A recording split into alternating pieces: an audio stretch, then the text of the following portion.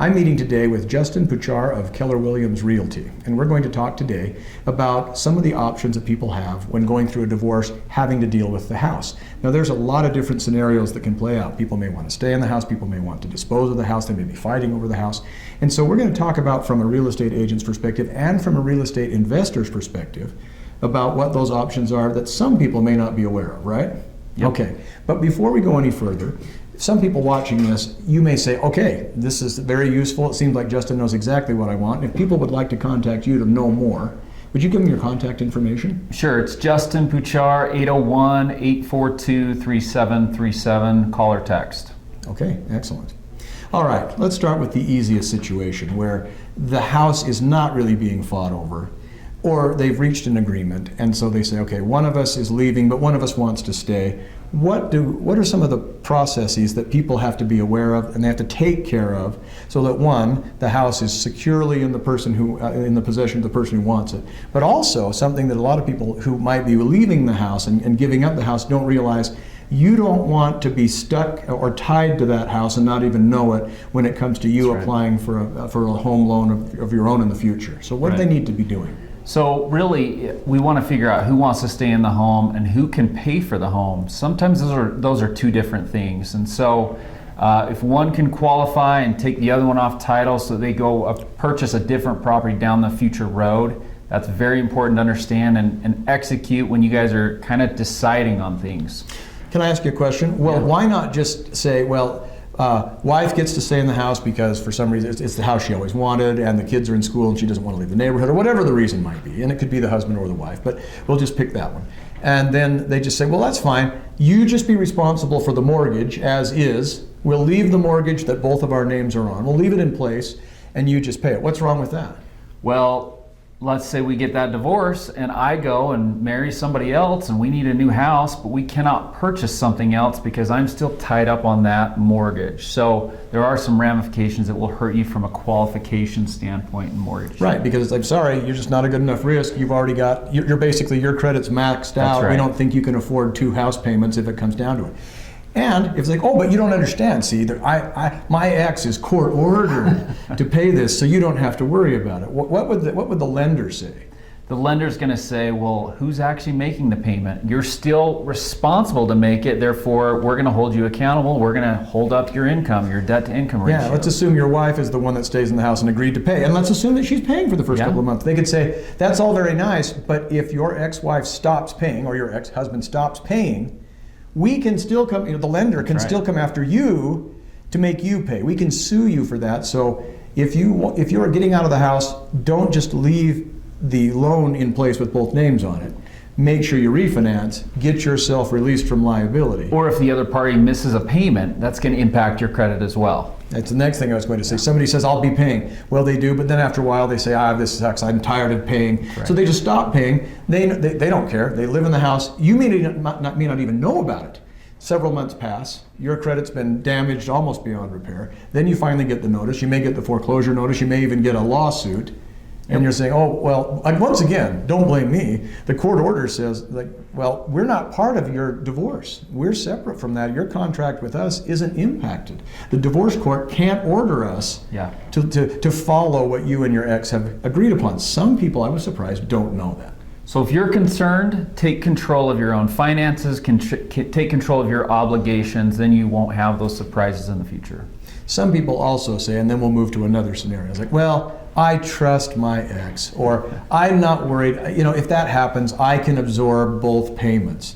Again, that may be true when you say it. Yeah.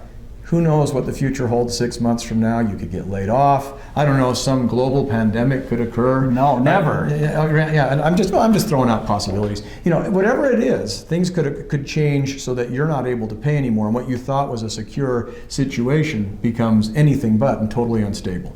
So best to just disentangle yourselves as much as you possibly can as soon as possible. Okay, what's another scenario you see that comes up in a divorce? So, where the house maybe can't be kept. Well, we can't afford both houses, right? I've got to move to an apartment. He or she is going to stay in the house. How are we going to qualify and keep both? Those are very real life scenarios, right? A lot of times it's a double income that's required to keep your just normal expenses up, and now you're separating, right? And so sometimes those very real situations happen. I cannot afford it. Another situation could be our house is in bad condition. We don't have the money to fix it up.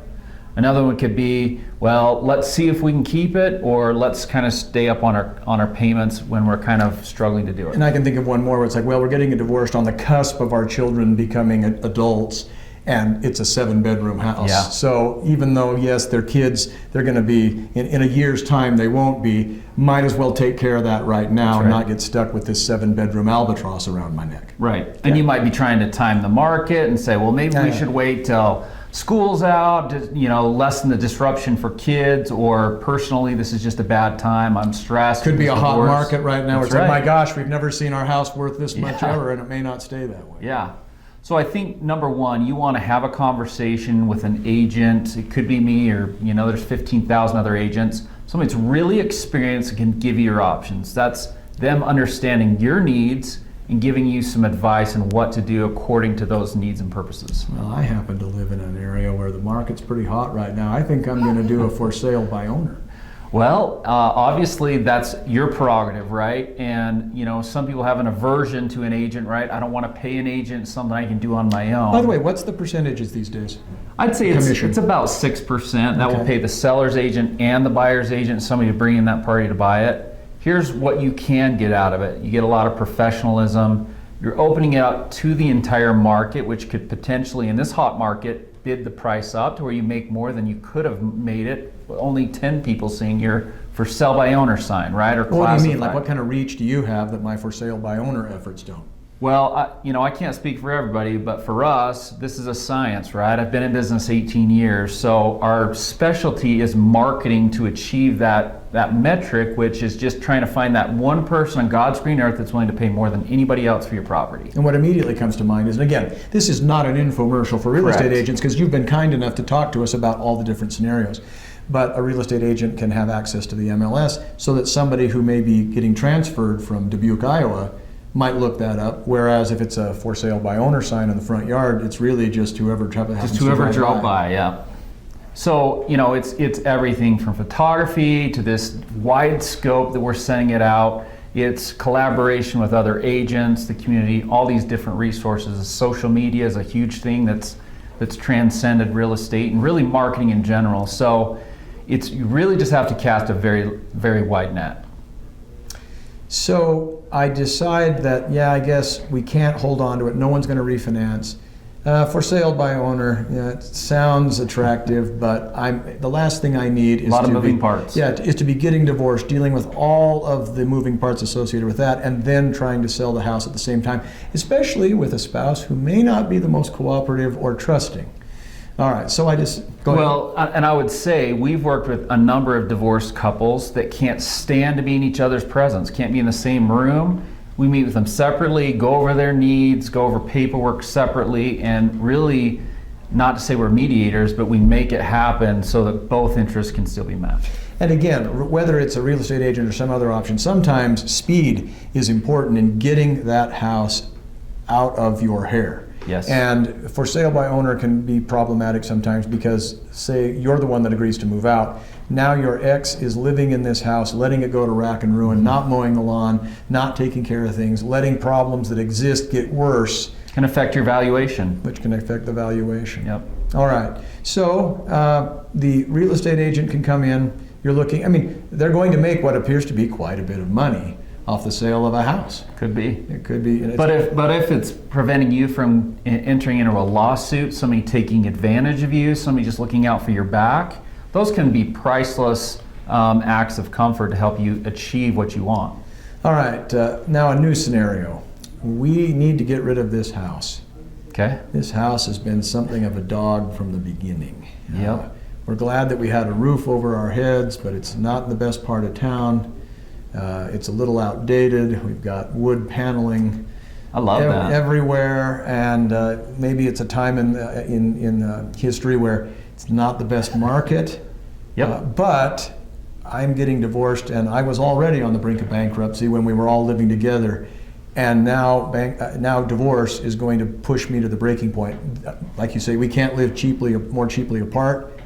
We have got to get out of this house. What are we going to do? Well, I know one thing that my my brother-in-law's neighbor did is he just walked away from the house and they foreclosed on him, and I don't know, he seemed to do okay. So why not do that? Or do I have other options? Well, here's the challenge is everything affects you years in the future, right? So absolutely, we have people that got divorced and then they filed bankruptcy, they left the property and they just said whatever. 5 years later, it's fallen through the cracks at the bank, they never foreclosed on it, and your credit's already back, you're trying to buy a new place, and because that property is still in your name, you cannot purchase that next house. Even though you've mentally moved on, you're no longer responsible to pay it. And so, I hate to say it, but it's doing the right thing. Buttoning everything up, taking care of all those details so that you can actually move on in the future is very important for financing in the future. It's for credit, for legal liabilities, all these other things you advise your clients on. And we understand sometimes you're at your lowest point you've ever been and may ever be. And so the temptation is to think, I just walk away. I'm saying to hell with it all, and I'm just walking away. And that is very tempting. And these are sensitive times. We understand you're going through tremendously difficult situations. So we do have, empathetic bones in our bodies, and we're trying to just help you get where you want to go. And sometimes it takes somebody to say some tough things and say, I know you don't want to do it, but this is probably the best for your future, because in a year you're going to feel differently. I was going to ask, one other thing that real estate agents can do is they might take a house that apparently isn't very attractive and be able to tell you, because I know what people want, if you'll just replace the carpet. What are the things that buyers, that don't cost a lot for sellers to do, that mean a lot to buyers? Now, I'll tell you one I've heard, and I don't know if this is true or not. A lot of times, let's assume you've got serviceable carpet. Now, of course, you as the owner don't realize that is really hideous carpet. It's got dirt trails where people have been walking a lot, and it isn't worn out, but it's kind of ugly. It was kind of trendy at the time. I've heard that it doesn't cost a whole lot relatively to replace the carpet, but you can still get a lot. It'll raise your value. What are some things people can do that a real estate agent might suggest be done? So that's something. Not every house, of course. Yes, that's something I do on a weekly basis. I walk through and tell sellers, do this, don't do that. And I wish it was a one-size-fits-all thing, because it depends. Are we in a buyer's market or are we in a seller's market? Today, 2021, we are in a seller's market, right? So you can get away with doing the least amount. You can ignore your house, sell it in a rather mediocre condition, and that's people correct. You're going to have it sold the day you list it in some cases. Yes, so I wish I could just give you a blanket statement. Could it be carpet and paint? Yes. Could it be, hey, you're the only house in the neighborhood that doesn't have granite countertops, and that might hurt you, right? So we take a very concentric approach and give you a customized, do this, don't do that, don't over improve it, don't under improve it, right? Sometimes there are strategies involved with doing that. Well, I don't have any. You're telling me I need to put in granite countertops when I don't even have two pennies to rub together? Not in a seller's market. Let's say you don't have to do that. But let's say there's $1 million property and you've got, laminate countertops, and every other comparable has quartz or some stone. That might be a wise investment. But if you don't have the capital, then that's not an option you have. But it may be one of those beg, borrow, or steal situations, because, tell me if I'm wrong, the real estate agent might say, your house and the other house 2 doors down are the same floor plan in this development. Your buyer may want your house because it's a little bit closer to a park or something like that, but frankly, 2 doors down is the same basic house, and it's a little nicer. You're going to lose out in a buyer's market. And let's be honest, some buyers would rather go in and do some of those repairs, so under improving it might not benefit you as well. All right, let's talk about options where maybe a real estate agent's not interested in helping you because this is kind of a dog. What do I do? Am I just stuck with it? Am I going to have to try to rent it out, or what do I do? Yeah, I'm a fan of owning real estate. Not everybody is, right? So a rental or an income producing piece of property is awesome. However, let's say you want an investor to come in. Maybe the top dollar isn't your best shot, it's timing. An investor can come in, purchase the property, which I do investing, right? You can purchase the property. You don't have to pull up a dumpster. You don't have to get rid of your furniture. You don't have to do anything. You can literally take what you want, and exit the property with a suitcase and not have another worry. Wait a minute, so I can leave all those filing cabinets Yes. filled with garbage Yeah, that I acquired from the 70s, and you'll take care of those? that's right. That's right. I don't have to haul out that piano that I never played and that weighs 800,000 pounds or something? You don't have to re-roof. You don't have to fix that broken window or the broken furnace or the broken sewer line. Yeah, you can literally sell it So as it's is. almost like I walk away and detonate the bomb, I get all the benefits other than the fact that it doesn't explode. That's right. I just walk away. All right. Now see, that's something a lot of people don't know, and imagine the load off their minds. That would be for certain people in certain divorce situations, saying, I don't have to pack up, I'm just one person, Yep. I'm old, I'm sick, whatever it is, I don't know how to do this, I don't have any friends that are around to pack me up or anything like that. It's like, you're telling me I can just, and I don't really want any of this crap anymore anyway. Well, think about your top stressful events in life. You're nailing it, right? You've got a piece of property you got to sell and a divorce, right? What else? You're moving. I mean, Yeah. these are very stressful events, right? What do I give up by doing that? What's the cost? What's the price of having to do that? Well, obviously the investor's there to make money, so there's going to be some profit there. So no doubt, but you're going to avoid paying the realtor, right? Maybe that's what you don't want to do. You're saving some costs there. Mm-hmm. You're getting your money. You're not having to sit on the market. You're not having to do some repairs or upgrades or buyer due diligence type repairs. And in some cases, it's like, well, I know I'm not going to make much of a profit, if any, anyway. So Yeah. this is somebody that just gets me off my loan. Yep. And takes care of all that. What is a hard money lender? Somebody that offers quick financing, often in 24, 48, 72 hours, something very quickly. So they'll lend to an investor if they don't have the cash. So it's just very short-term funds. Okay. Are they someone High interest. Yeah. So it's Yeah. risky, in other words. It is, yeah. Not something that if you're going through a divorce, you may want to dip into as part of the whole formula. You could, if you had enough equity in your property and they believed in you and the plan to fix up that property, for sure. Okay. Is there anything else that you'd like people to be aware of when they're facing the home ownership and a divorce, whether that's stay, move, sell, anything else you'd like people to be aware of? I think the thing is we can sit here in this, venue and tell you what to do, and you might understand what to do, but you might have a bunch of other questions. So I think it's important to really get a customized plan for what you're wanting. We're here to just help, regardless of whether you use an agent or an investor or whatever. Maybe you just want to keep it, right? We've met with a lot of people and just said, do this, borrow $2,000 from your family, you'll cure it, and you can move on, right? Now, but why would I believe that why would you want to do that for me? I would Well, want to do that for anybody. I just think the longer Oh, you're... by the way, I don't do that as a lawyer. I don't think, oh, I'm just here, just call me up, bend my ear for half an hour, I don't mind. I mean, okay, I can't afford to do that. Why would you be willing to do that? Well, I just think, do the right thing, the best thing comes back to you. So most of the people we tell them they won't go do that, and they'll come back and have another alternative for us to help them with. But I think the important thing is to understand is we're not telling you a piece of advice just to do it so that we can receive a commission or whatever else. Like, At the very least, Yeah. you get the benefit of saying, well, at least you met with me. My name's on your lips if your neighbor's moving, Yes. your in-laws are moving, and then maybe you do have to move years down the road. It's like, I remember talking to if Justin. we do the right Yeah, he thing, the did right business by will me. come back to us in some way, a referral, a family member, whatever.